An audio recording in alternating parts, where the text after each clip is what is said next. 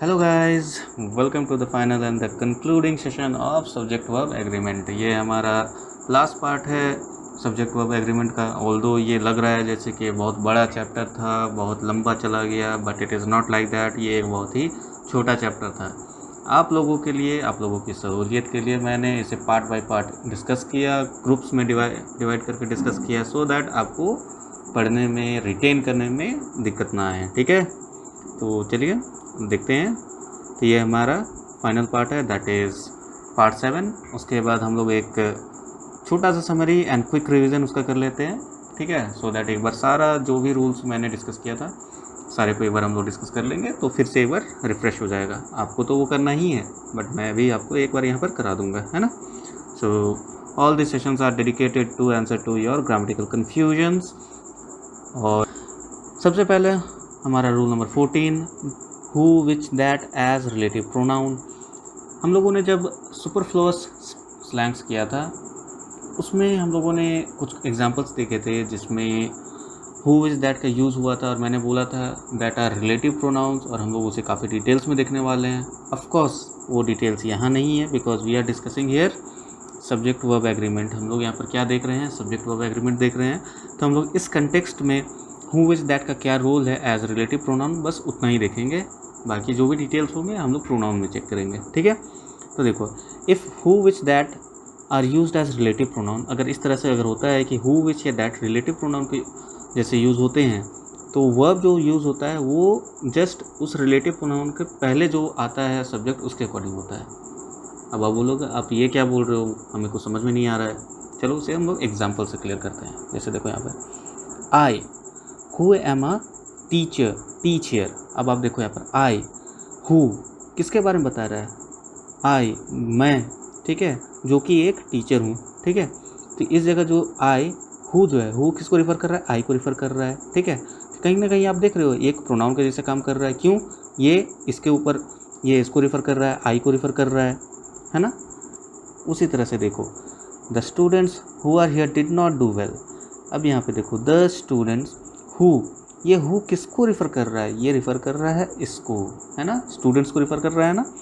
तो ये जो हु है ये किसके तरह काम किया, ये एक रिलेटिव प्रोनाउन के जैसे काम किया। उसी तरह से वन ऑफ द इशूज़ विच, ठीक है, वॉज डिस्कस्ड हियर। ठीक है, बहुत सारे इशूज़ में से जो एक इशू जो यहाँ डिस्कस किया गया है ना, तो यहाँ जो विच है ये क्या है, एक रिलेटिव प्रोनाउन है। ये किसको रिफ़र कर रहा है, वन ऑफ दैट इशूज़ को रिफ़र कर रहा है ना। तो देखो I who am a teacher here, teach here, है ना। The students who are here did not do well. अब ये जो आर है ये किसके रिस्पेक्ट पे आया है, ये किसके लिए आया या फिर किससे रिलेटेड होकर के आया।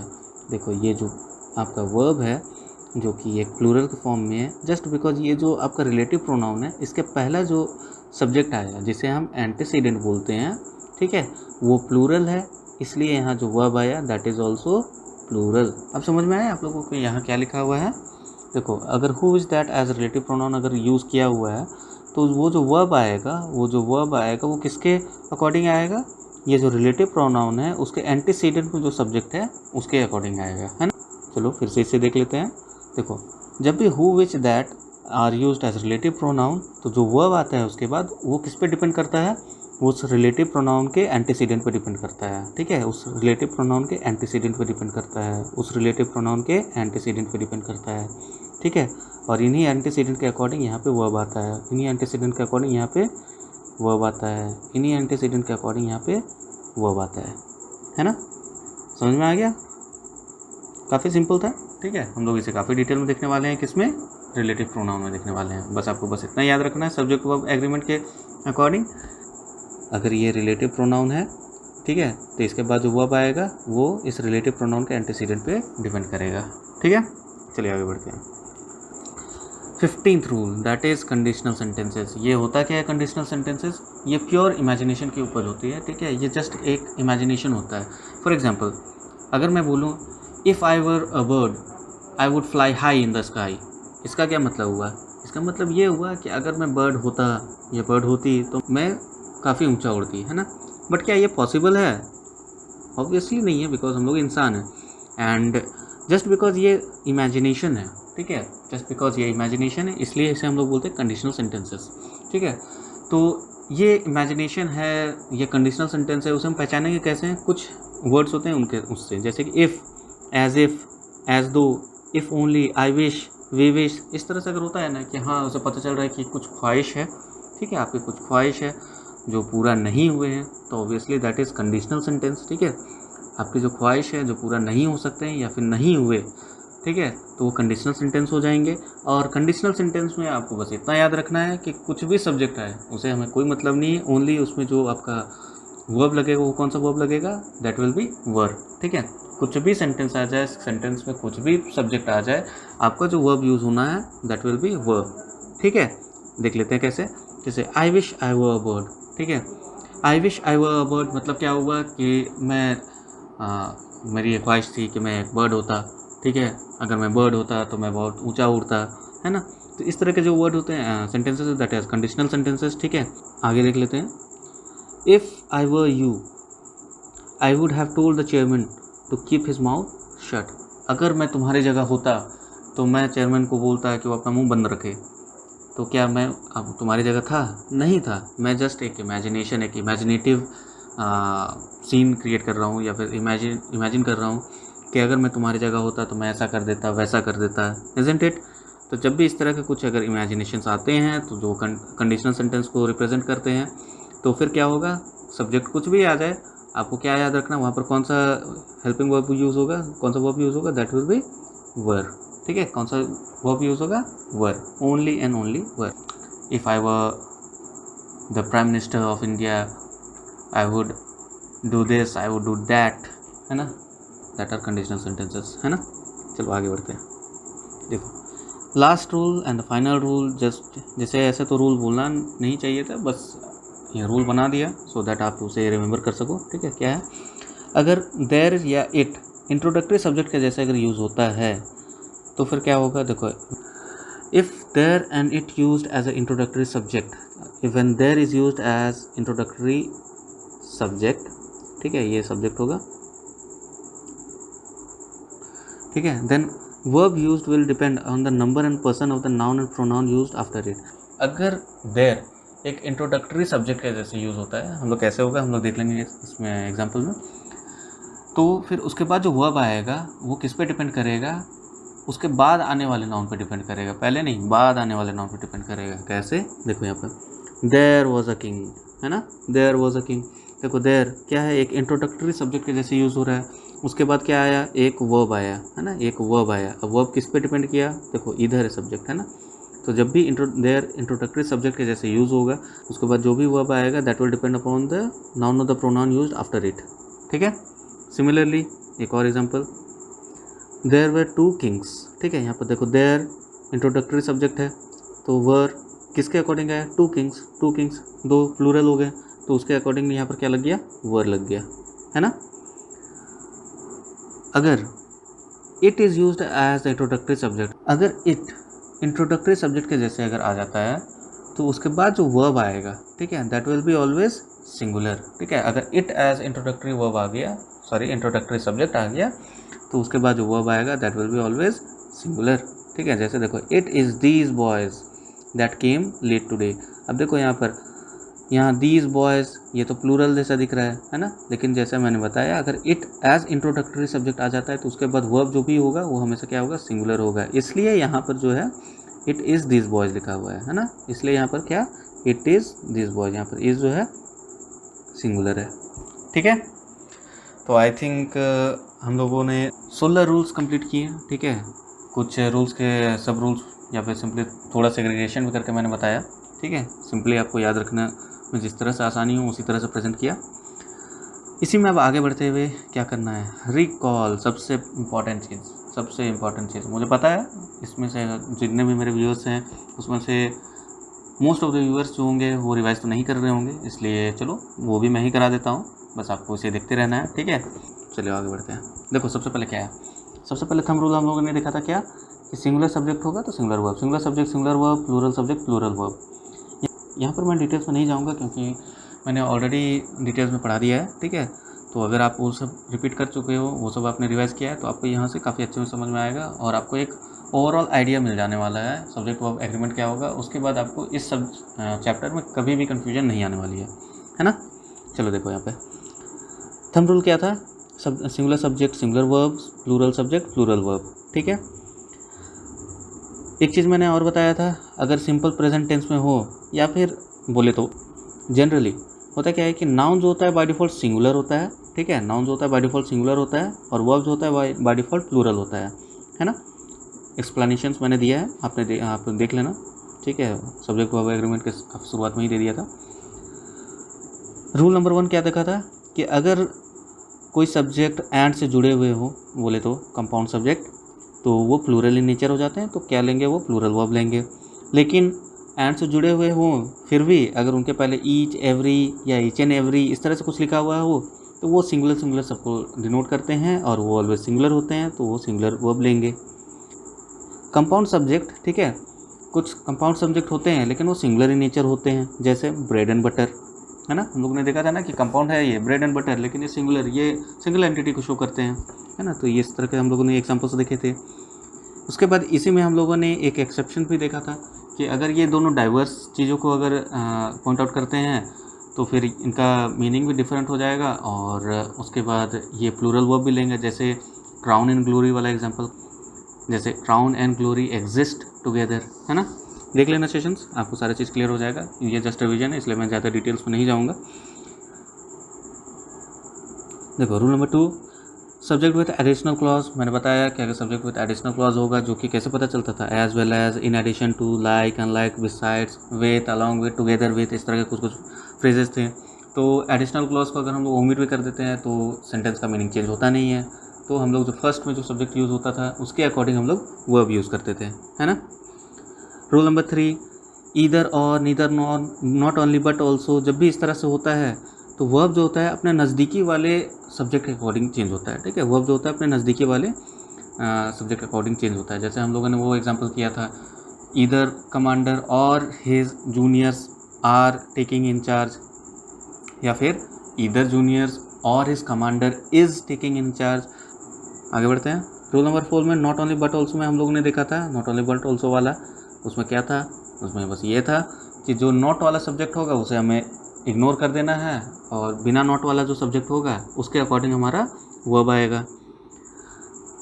Collective noun as subject, collective noun as subject हम लोगों ने देखा था, जिसमें टीम और कमिटी था, फिर कुछ और भी वर्ड्स है जैसे बंच हो सकते हैं। ठीक है, तो उसमें हम लोगों ने देखा कि वो सिंगुलर के जैसे भी हो सकते हैं, प्लूरल के जैसे भी हो सकते हैं। अगर वो सिंगुलर एंटिटी को अगर नोटिफाई कर रहे हैं तो सिंगुलर वर्ब आएगा उसके बाद। लेकिन अगर उसमें ही कुछ अगर डाइवर्शंस है, उनमें कुछ डिफरेंसेस है, अगर उनमें ही कुछ आपस में मतभेद है तो क्या होगा, वो प्लूरल एंटिटी प्लूरल के जैसे काम करेंगे और उसके बाद क्या आएगा, प्लूरल वर्ब आएगा। ठीक है, आप लोग सेशंस को रिपीट कर लेना, आप लोगों को काफ़ी अच्छे से क्लियर होगा। This is just an revision, इसलिए जल्दी जल्दी मैं कर रहा हूँ, है ना। Rule number 6, some definite pronoun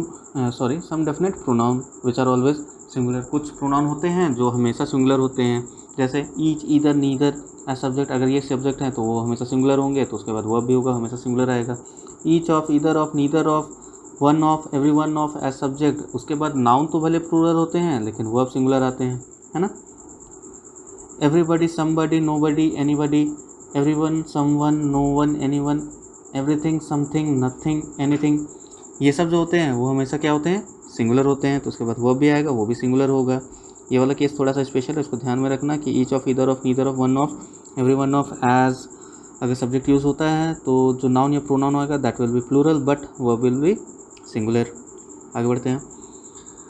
rule number 7, exceptions of indefinite pronoun. हम लोगों ने पिछले रूल नंबर 6 में देखा था indefinite pronoun are always singular, तो उसके कुछ एक्सेप्शंस भी होंगे। क्या एक्सेप्शंस थे, देखो, some of, all of, enough, none of, most of, lots of, a lot of, plenty of. ठीक है, ये जो होते हैं ये सिंगुलर या प्लूरल डिपेंड करेंगे the context in which they are used. ठीक है, ये सिंगुलर भी हो सकते हैं, प्लूरल भी हो सकते हैं। जैसे हम लोगों ने वो एप्पल वाला एग्जांपल देखा था, रॉटन एप्पल वाला। ठीक है। Rule number 8, certain plural noun as subject. ठीक है, कुछ प्लूरल नाउन अगर सब्जेक्ट होंगे तो ऑब्वियसली उसके बाद जो वर्ब आएगा दैट विल बी प्लूरल, है ना। जैसे कैसे प्लूरल नाउन हो सकते हैं, मैनी, पता चल गया बहुत सारे हैं, both, few, a few, several others, ये सब प्लूरल प्रोनाउन हैं। अगर ये एज अ सब्जेक्ट यूज़ होंगे तो ऑब्वियसली इसके बाद जो वर्ब आएगा that will be plural. Rule number 9, certain plural noun with subject, ठीक है। यहाँ पे देखो एज सब्जेक्ट है, यहाँ विथ सब्जेक्ट है, ये डिफरेंस है, ठीक है। ये खुद में सब्जेक्ट हो जाते हैं और इनमें क्या होता है कि मैनी ऑफ के बाद कुछ सब्जेक्ट आएगा, बोथ ऑफ के बाद कुछ सब्जेक्ट आएगा, फ्यू ऑफ के बाद कुछ सब्जेक्ट आएगा, फ्यू ऑफ के बाद कुछ सब्जेक्ट आएगा, है ना।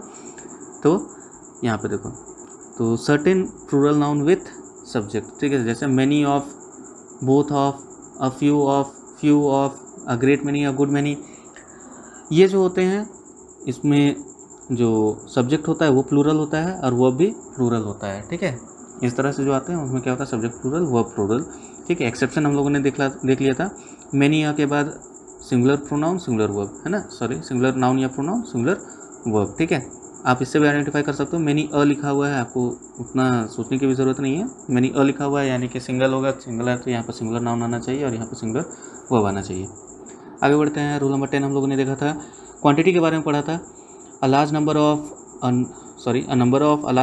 लार्ज नंबर्स ऑफ, जिसमें आपके नाउन भी प्लूरल वर्ब भी प्लूरल थे, है ना। उसमें भी हम लोगों ने स्पेशलाइजेशन देखा था, अगर अ नंबर ऑफ है तो आपका वहाँ पर प्लूरल नाउन प्लूरल वर्ब होगा, लेकिन द नंबर अगर हो जाता है तो स्पेसिफिक हो जाता है, तो फिर क्या होगा, नाउन तो प्लूरल होगा लेकिन वर्ब क्या हो जाता है, सिंगुलर हो जाता है। तो एक्सेप्शंस को भी देखते रहना, याद रखना कि अगर अ नंबर ऑफ है, लार्ज नंबर्स ऑफ, इसमें कुछ डेफिनेट था नहीं, इसलिए इसमें जो आपको plural noun plural verb use हुआ। द नंबर ऑफ में कुछ डेफिनेट है, ठीक है, इसके वजह से यहाँ पर नाउन प्लूरल और वर्ब सिंगुलर, ठीक है, डेफिनेट है इसलिए यहाँ पर वर्ब सिंगुलर हो जा रहा है ना। रूल नंबर 11 में हम लोगों ने देखा था, पार्ट्स के बारे में पढ़ा था, जिसमें हाफ, 1/3 ऑफ, 2/3 ऑफ, 3/4 ऑफ, इस तरह के कुछ थे एग्जाम्पल्स, जो कि अगर काउंटेबल नाउन होंगे तो वो प्लूरल यूज़ होगा और अकॉर्डिंगली यहाँ पर आपका वर्ब भी प्लूरल होगा, लेकिन अगर अनकाउंटेबल नाउन होंगे तो बाय डिफ़ॉल्ट वो सिंगुलर फॉर्म में ही यूज़ होते हैं और उनके बाद जो वर्ब आएगा that will B also singular, ठीक है, उनके बाद जो वर्ब आएगा वो भी क्या होगा, सिंगुलर होगा, ठीक है। एक चीज़ और मैंने आपको नोटिस करने के लिए बोला था, क्या है, हाफ ऑफ होता है, 1/3 ऑफ होता है, लेकिन यहाँ 2 आ गया, देखो 2 आ गया तो यहाँ पर थर्ड्स, यहाँ पर एस लग जा रहा था, है ना, यहाँ 3 है, मतलब एक से ज़्यादा हो गया ना, तो यहाँ पर देखो जो अगला पार्ट है उसमें क्या था, एस लग जा रहा था, नोटिस करके रखना बोला था क्योंकि इसे हम लोग आगे भी देखने वाले हैं।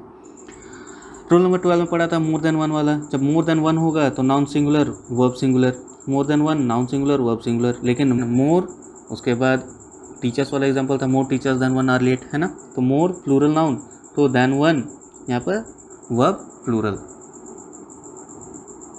ठीक है। आगे देखते हैं, rule number 13 numeral adjective and plural nouns, हम लोगों ने न्यूमरल एडजेक्टिव और प्लूरल नाउन्स में देखा था, पैसा वाला जो एग्जांपल था हम लोगों ने देखा था कि अगर 2000 होंगे, अगर एक जगह एकजुट अगर कंसोलिडेटेड अमाउंट को अगर रिप्रेजेंट कर रहे हैं तो सिंगुलर होगा, लेकिन अगर डाइवर्सिफिकेशन उसमें दिख गया कि नहीं वो खर्च हुए हैं डिफरेंट चीज़ें में, चावल में, आटा में, दाल में, तो क्या हो गया, वो प्लूरल हो जाएगा, तो उस जगह पे उसी अकॉर्डिंग वहाँ पर जो वर्ब आएगा वो भी प्लूरल होगा, है ना। रूल नंबर 14 में देखा था रिलेटिव प्रोनाउन के बारे में, जहाँ हु विच दैट, अगर हु विच दैट अगर आपका रिलेटिव प्रोनाउन के सेंस में अगर यूज़ होता है तो उसके बाद जो आपका वर्ब आता है वो किस पे डिपेंड करेगा, उनके पहले आने वाले सब्जेक्ट पे डिपेंड करता था, है ना, एंटीसीडेंट पे डिपेंड करता था, ठीक है।